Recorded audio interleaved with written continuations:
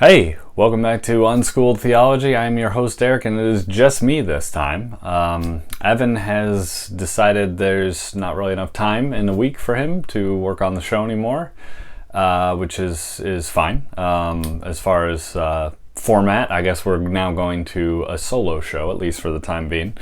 As far as timing, I probably would have preferred if we could have finished out the Adam and Eve segment before we got into that, but I guess things are what they are, and that wasn't a possibility. So instead, I'll be wrapping up the Adam and Eve stuff here on my own. So let's dig into it today. We've got the last couple verses in this story, and that is Genesis 3, verses 23 and 24. Therefore the Lord God sent him out from the Garden of Eden to work the ground from which he was taken. He drove out the man, and at the east of the Garden of Eden he placed the cherubim and a flaming sword that turned every way to guard the way to the tree of life. So here we see the beginning of the cyclical idea that we've referenced before of pulling something from the ground and then eventually returning to it. So humanity is sent forth from the garden, still with that command to subdue the earth, but it's going to be much more difficult now. And so the man must go begin the process of cultivating the hard soil that he has created, of course, eventually to return to it. For dust you are, so to dust you will return. And then what we also see here, and this is interesting to me, I guess, if we think about it sort of in a kind of a philosophical sense, that we do kind of see the death that was promised, right? And we do see it in kind of an immediate fashion, because to be in the garden was the fullness of life for these two humans. That was what they were created for. That was what their life was meant to embark from. And so that is the fullness of what they're meant to be, the fullness of life. So if we think of it in those terms, expulsion from the garden is now something less than life. It's less than the fullness of what Adam and Eve, the man and the woman, were meant to do. And logically, I mean, if we think of it in a binary sense, anything that is less than life is death. So it's a little death, we might think of it as. But in a way, the expulsion from the garden here is a little death. It is the beginning of that process of dying, and it is a death in itself, in a way.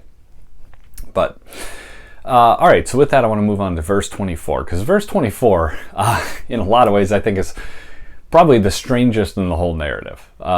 It really, to me, in a lot of ways, it sort of comes out of nowhere, where you have these sort of figures that, while strange, right, while you have talking serpents, and you have a god that meanders through the garden with humanity, that's still not as, none of that feels as strange as this particular verse. So, but this is a verse, though, I think we may come back to it at some point when I have some sort of stronger sense, I think, of what the symbolism of this really is, because I think as we move forward in the Bible, we'll see more what this verse really was meant to fully represent.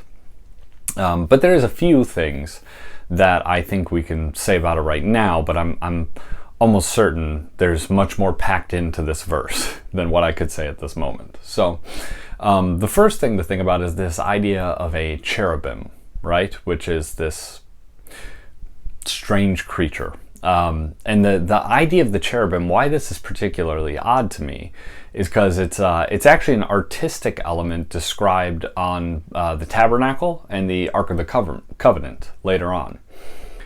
That's odd to have something like that, this cherubim, what seems to us to be a spiritual figure, as a part, though, of a religion that has rules against creating artistic representations of spiritual beings, right? Which was the case for Judaism. So, but yet they're told to make an artistic representation of this. So that sort of leaves you with three possible conclusions, which one would be that the cherubim are a spiritual being and some kind of exception to this rule. The second being that the cherubim are earthly beings. And the third being that the cherubim are something that doesn't exist in either realm and isn't real. And I don't know which of these I lean towards. Maybe number two, the idea that these are an earthly being, which is interesting because one of the weird things I think you find is when you talk to people who do really take this in a historical sense, these verses and this whole chapter in the whole Bible in a strictly historical sense. I don't know that a lot of them. I don't know. I don't hear a lot of thoughts that no, there's a place somewhere out there, perhaps underwater at this point, where there is some cherubim hanging out there with a flaming sword. But yeah, I don't know. I don't hear a lot of that. Maybe that is a part of the belief, but it seems like it's such a far-fetched one. It's not discussed often. But weirdly, in some ways, the second idea, the idea that cherubim are an earthly being of some sort, does square with the idea of allowing sort of an artistic representation of it, or the idea that it's not anything at all, right? It's not a real thing. So I don't know, but it seems weird, the idea that no, it's a spiritual being, but it's an exception. So cherubim are weird, and we'll get to that further on as we go. And like I said, I think we'll start to realize more what this verse means. But what we can notice here, right, is there is a pattern that begins here, particularly with the idea of the cherubim. It's that a cherubim, it marks the edge between man and God, right? This would be the idea in the tabernacle, this would be the idea in the ark, and this would be the idea here with the edge of the garden, right? It marks a border between the holy and sacred and the now sin-stained man, right? And it marked that same kind of holiness versus unclean or sinful, stained nature in the tabernacle and the Ark of the Covenant. So that's one of the things that I guess the cherubim represents, is that kind of a pattern, this blocking the border, I guess. So, now let's just come back real quick to this flaming sword that somehow blocks every path to the tree. That's something that I'm sure there's a lot wrapped into there. I don't feel comfortable saying much about that yet at this point. I really haven't got it fully worked out. It's something we'll probably come back to at some point. I mean, I think that there's the obvious fact that, right, it describes a thorough protection of the tree, right? And both flame and swords are deadly, right? So it's sort of it's like a completely deadly form of protection. But I think we need to probably come back to that maybe as we get deeper into the Bible and look at the role of swords and the role of flames. I think maybe it might become a little clearer at that point. All right, so one final point to make here, though, and this for me is at least at this time my main takeaway, right, from these verses, is it's about the strangeness of this verse, right? So there's a theme we see repeated throughout the Bible, and it exists, I think, in many good narratives, right, which the Bible is undoubtedly a good narrative, is the idea that the theme of a strangeness being found at the edges of things, right? The border between two things, those are places typically furthest from, the center, which is the most complete version of the things. In the center we find the most complete, at the borders we find a strangeness, right? And part of it is because there's kind of an overlapping that occurs at the borders, right? So an example of this for me would be the beach, right? If you go to a beach, it's the edges of both the water and the land. And what you find there is sand, right? And sand can be both land or it can be under the water, right? And the tide almost shows us this as it goes in and out, this idea that, well, the sand belongs to both in a way.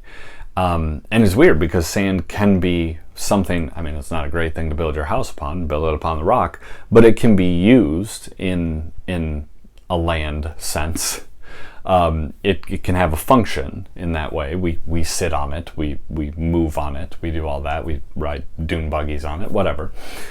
And then at the same time, sand can be transformed into glass, which is like a solidified form of water in a way. And so there's a lot there if you want to think about that in terms of symbolism. But my point is, sand, even though it's sort of normal to us, if we really think about it, it's strange. There's something very strange about sand. It's a strange thing. And that happens at the edges of things. The edges are the area of hybrids, right? It's where the two things come together and intermix. And even sand is in a way this sort of hybrid of water type thing, because it can be turned into glass, and this land type thing, even though it's not a very good version of that. So it's not a very good version of either, but it's sort of a hybrid in a way of the two.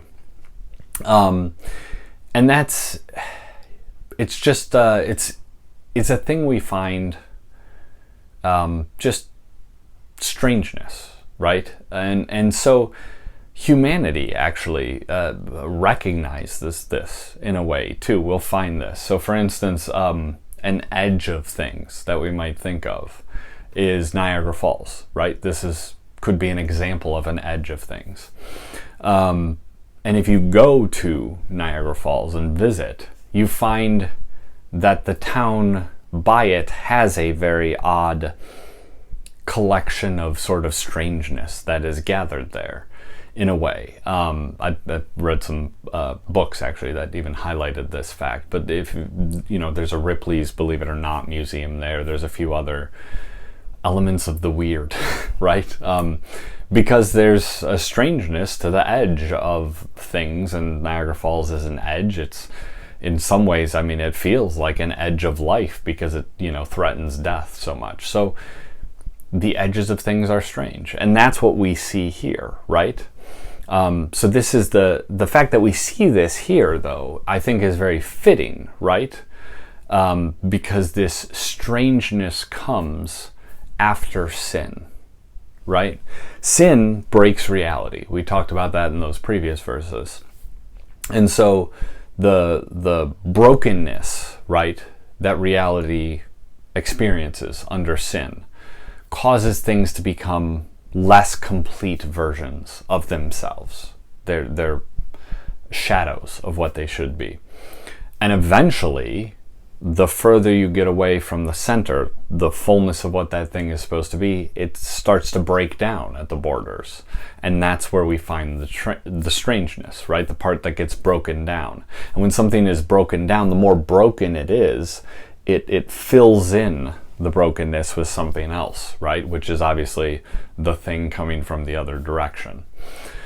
So sin creates this first encounter we find here with a border, right? This strangeness that we find in the final verse of this narrative. So that to me is the real takeaway from this last verse, is the strangeness at the edge of things. And like I said, there's probably a lot more symbolism packed into there. There's some things floating around in my head I don't want to fully elaborate on yet because I don't feel confident in them. So we'll get to those at some point in the future. I'm sure we'll reference back to it. Swords are going to come up, flames are going to come up, cherubim is going to come up, all of those things. So we'll look back at it again in the future. But with that, we have wrapped up at least the verses portion of looking at the Garden of Eden narrative. And so we're going to do, before we dive into Cain and Abel and that story, we're going to do a couple wrap-up episodes, just taking a look at some of the things we might summarize and learn from this particular story. So with that, be sure to like, subscribe, email at unschooledtheology@protonmail.com. Hey, with it being a solo show now, keeping some of the discussion element going through emails back and forth and answering questions on here might be worthwhile. So feel free to reach out that way. And we'll see you again next time. Thanks.